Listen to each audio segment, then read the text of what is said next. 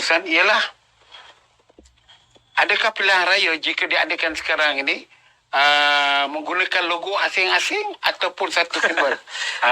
Itu strategi yang kita perlu bincang lah. Ya. Datuk, sebab strategi pilihan raya ni memang tak ada siapa akan mengumumkan strategi mereka awal-awal. Ya.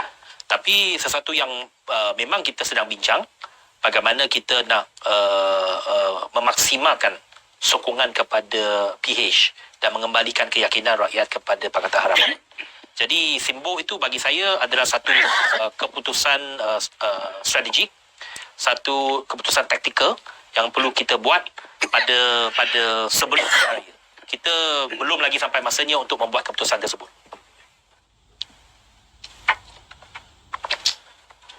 Sebab kemungkinan kali ini kita akan bertanding 3 logo. PAS dan PBBM akan menggunakan Perikatan Nasional. UMNO dan Barisan Nasional pakai logo Barisan Nasional. Itu sebab orang menanti sekarang ni Pakatan Harapan pakai logo apa, Wabi? Saya rasa BN belum pun ada keputusan. Sebab kedudukan Barisan Nasional pun menjadi tanya-tanya. Malah majlis tertinggi BN tak boleh bersidang. Jadi itu sama ada BN itu masih wujud dari segi strukturnya, itu masih belum tahu lagi. Tetapi apapun itu hak masing-masing lah.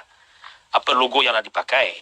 Tetapi bagi kita akan cari satu formula bagaimana pastikan bahawa calon-calon kita mendapat sokongan.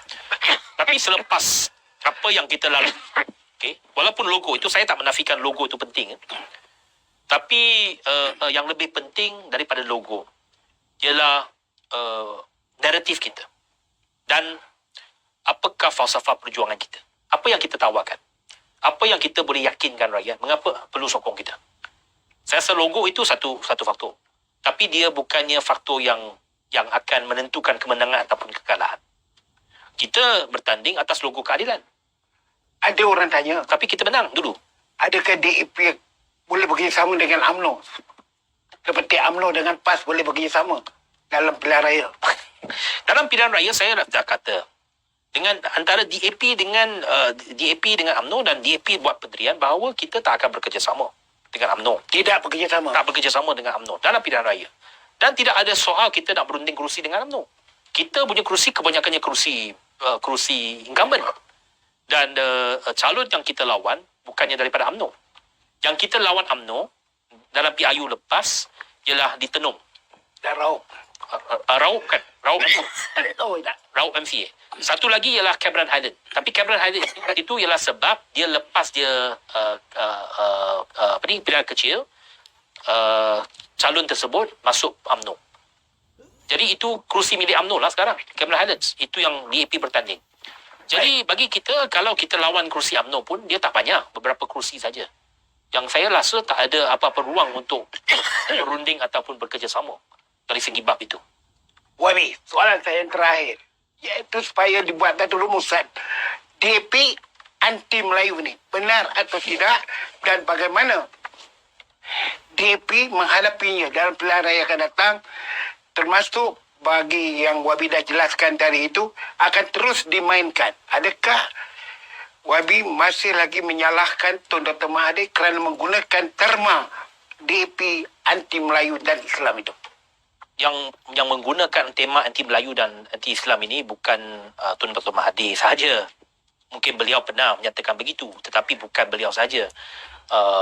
UMNO dan PAS malah bersatu apabila nak justify dia keluar daripada Pakatan Harapan. Kononnya DAP ni tak memperjuangkan Melayu. Ya.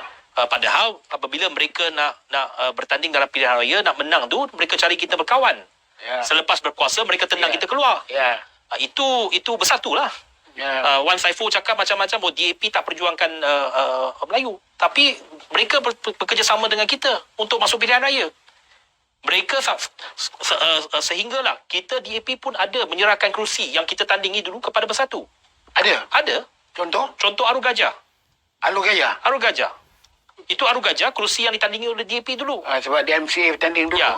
Jadi selama berpuluh tahun kita bertanding, tetapi kita serahkan kepada Bersatu atas semangat bahawa kita nak berkongsi kerusi. Sebab Parti Bersatu pada ketika itu dia parti baru. Dia tak ada kerusi tradisi. Kita serahkan Tanjung Piai dengan Bersatu. Dua-dua ini menang. Dan kemenangan mereka juga adalah berasaskan kepada sokongan pengundi-pengundi DAP juga, penyokong-penyokong DAP. Jadi dalam bab-bab ini mereka tak ingat. Mereka tak rasa. Padahal apabila masuk pilihan raya kita membantu satu sama lain. Tetapi lepas pilihan raya, apabila mereka lihat trendnya tak menguntungkan mereka, maka dia gunakanlah kononnya DAP anti Melayu dan sebagainya. Jadi bagi saya, kita mesti jujur dalam perjuangan kita. Kalau kamu kata DAP ini menentang agenda kamu, mengapa kamu tak mempertahankan, kamu tak berlawan? Ada mekanisme dia. Dalam kabinet, kita bukannya majoriti. Ya. Kabinet menteri DAP hanya 6 orang. 6 orang, ya. Kalau ada apa-apa isu yang melibatkan kepentingan orang Melayu, katakanlah ada isu melibatkan kepentingan orang Melayu, boleh angkat tangan, boleh undi. Sudah tentu kita akan dikalahkan. Ya. Kita hanya 6 menteri kita. Bersatu sendiri pun sudah ada 6. Walaupun dia punya kerusi parlimen tak banyak. Ya. Jadi apa yang menjadi alasan itu? Bagi saya ini semuanya cakap-cakap politik yang mencari jalan mudah. Dia bukannya berusaha untuk membina satu politik baru. Kita ada ruang sebenarnya. Dalam Pakatan Harapan, kita diberikan mandat oleh rakyat. Kita mempunyai satu peluang yang cukup baik untuk membina satu politik baru. Betul ada masalah dia, ada cabaran dia, ada pelbagai serangan terhadap kita. Tetapi kalau kita tak berusaha, kita begitu mudah berputus asa. Tak sampai 2 tahun berputus asa. Ya. Jadi itu bukannya, bagi saya, bukannya pejuang politik.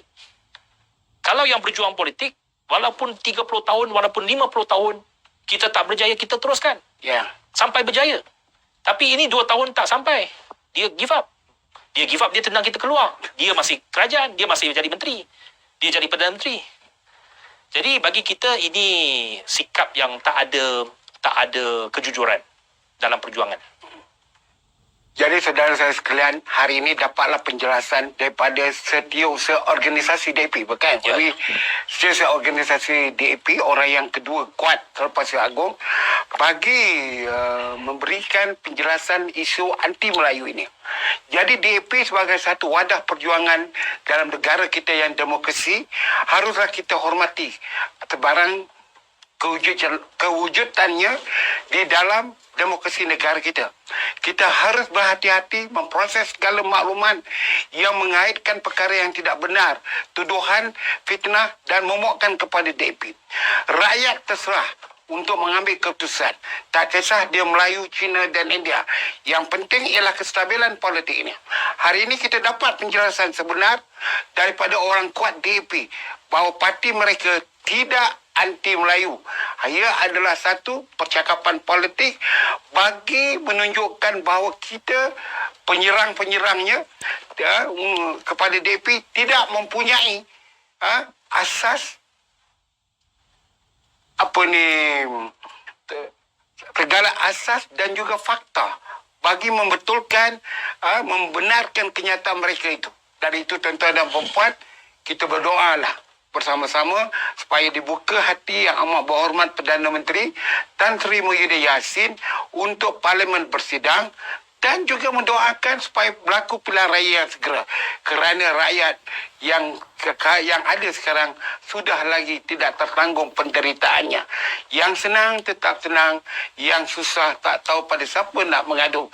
Jadi kita sekarang sebuah negara yang ada atap genting dan atap rembia. Sekian, Assalamualaikum warahmatullahi wabarakatuh. Berjumpa lagi minggu depan dengan tetamu yang lain.